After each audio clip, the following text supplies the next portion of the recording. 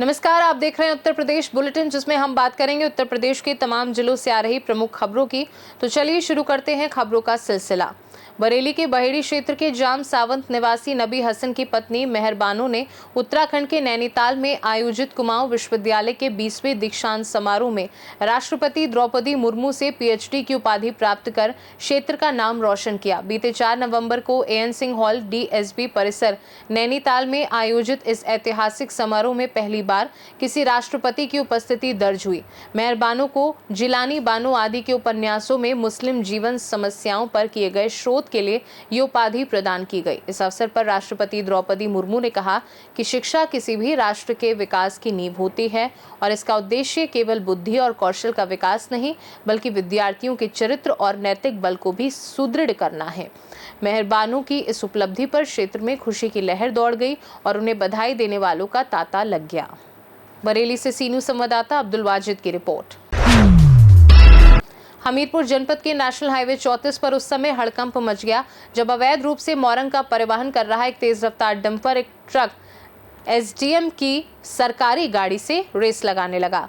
बताया जा रहा है कि ट्रक चालक नशे की हालत में था और एसडीएम के रोकने पर भागने की कोशिश कर रहा था। इस दौरान एसडीएम ने जान जोखिम में डालते हुए ट्रक का पीछा किया और आखिरकार उसे पकड़ लिया। मौके पर जांच करने पर ट्रक चालक के पास मोरंग की रॉयल्टी नहीं मिली। ये पूरी घटना कैमरे में कैद हो गई और वीडियो सोशल मीडिया पर वायरल हो गया है, जिससे प्रशासन में भी हड़कंप मच गया है। सर, कल आपके द्वारा एक बालू ले जा रहे डंपर ट्रक पकड़ा गया, क्या कुछ मामला था? उसमें शासन के आदेश से, माननीय मुख्यमंत्री जी के आदेश से जिलाधिकारी महोदय द्वारा जिले स्तर पर टास्क फोर्स की टीम गठित की गई है। उसमें हम हैं और ARTO साहब हैं, CO साहब हैं, ये तीनों लोग मिलाकर टीम बनाई गई है। कल टास्क फोर्स की टीम निकली तो CO साहब, ARTO साहब को थोड़ा देर लग रहा था निकलने में। वो बताया कि आधे घंटे हम आ रहे थे, हम उनसे पहले निकल गए थे। जैसे ही रोड पर गए हैं, एक ट्रक जो अपना नंबर कपड़े से ढके हुए था, उसने भागने का प्रयास किया, तो हमने पीछे से उसको दौड़ाया।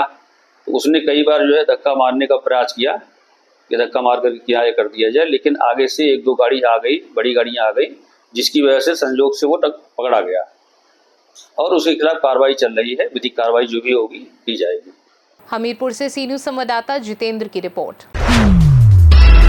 प्रयागराज के करछना थाना क्षेत्र के पचदेवरा गांव के पास मिर्जापुर हाईवे पर अज्ञात वाहन की टक्कर से मजदूरी करने जा रहे कोराव थाना क्षेत्र के देवीघाट नई बस्ती निवासी धर्मपाल की मौत हो गई। सूचना पर पहुंची पुलिस ने शव को पोस्टमार्टम के लिए भेज दिया। धर्मपाल मजदूरी कर परिवार का भरण पोषण करता था और उसके 2 बेटे उदल व सुगन तथा 3 बेटियां हैं। पत्नी श्यामा देवी का रो रो कर बुरा हाल है। बताया जा रहा है कि धर्मपाल बुधवार को अपने गाँव के 3 अन्य लोगों के साथ दिल्ली मजदूरी के लिए जा रहा था, लेकिन शहर पहुंचने पर साथी घर लौट आए, जबकि धर्मपाल ने कहा कि वह बाद में आएगा। गुरुवार सुबह करीब 4 बजे स्थानीय लोगों ने हाईवे पर घायल अवस्था में पड़े धर्मपाल को देखा और पुलिस को सूचना दी। पुलिस ने उसे अस्पताल पहुंचाया, जहां डॉक्टरों ने उसे मृत घोषित कर दिया। प्रयागराज से सीनू संवाददाता मंगला प्रसाद पटेल की रिपोर्ट। सुल्तानपुर के डॉक्टर वेद प्रकाश सिंह राजू भैया आस्था, शिक्षा और समाज सेवा के अद्भुत संगम के रूप में आज पूरे क्षेत्र में प्रेरणा स्रोत बन चुके हैं। 5 नवंबर को शिवधाम बेलवाई में उनके संयोजन में आयोजित दिव्य दीपोत्सव में 1.51 लाख दीपों से आलोकित सरोवर तट, मां गंगा की महाआरती और हर हर महादेव के जयघोष ने वातावरण को आध्यात्मिक ऊर्जा से भर दिया है। कार्यक्रम में कादीपुर विधायक राजेश गौतम और पिछड़ा वर्ग आयोग सदस्य घनश्याम चौहान सहित हजारों श्रद्धालु उपस्थित रहे। डॉक्टर सिंह ने अपने परिजनों शशि प्रकाश सिंह, राजकुमार शशांक सिंह और भोलानाथ सिंह के सहयोग से इस आयोजन को भव्यता प्रदान की।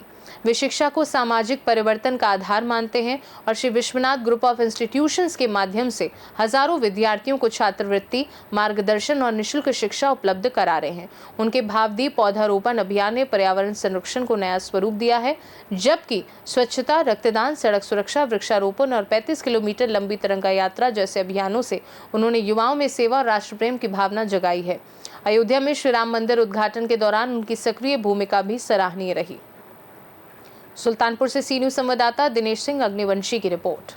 यूपी बुलेटिन में फिलहाल के लिए इतना ही। बने रहिए सी न्यूज़ भारत के साथ। हर खबर आपके साथ, आपके हाथ।